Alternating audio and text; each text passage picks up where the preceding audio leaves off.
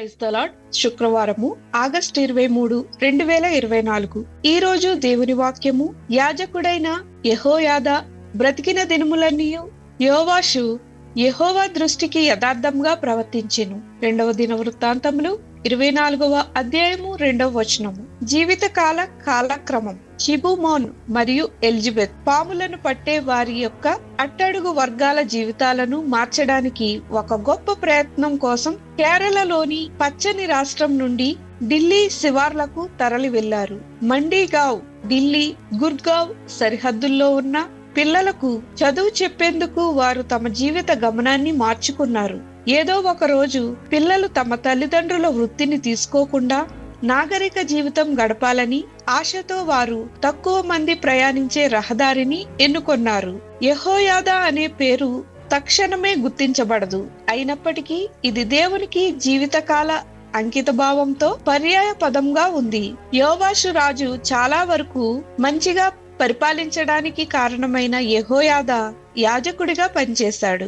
యోవాషు కేవలం 7 సంవత్సరాల వయసులో ఉన్నప్పుడు యెహోయాదా అతనిని సరైన రాజుగా స్థాపించడంలో ఉత్ప్రేరకంగా ఉన్నాడు. అయితే ఇది అధికారం కోసం కాదు. యోవాషు పట్టాభిషేకం సమయంలో యెహోయాదా జనులు యెహోవా వారని ఆయన పేరట రాజుతోనూ జనులతోనూ నిబంధన చేయించెను. మరియు అతడు రాజు పేరట నిబంధన చేయించెను. అతడు తన మాటను నిలబెట్టుకున్నాడు. అత్యవసరమైన సంస్కరణలను అమలు చేశాడు. యెహోయాదా ఉన్న దినములన్నీయు యెహోవా మందిరంలో దహన బలులు నిత్యమును అర్పింపబడెను. తన అంకిత భావానికే యెహోయాదాను దావీదు నగరంలో రాజుల దగ్గర పాతిపెట్టారు.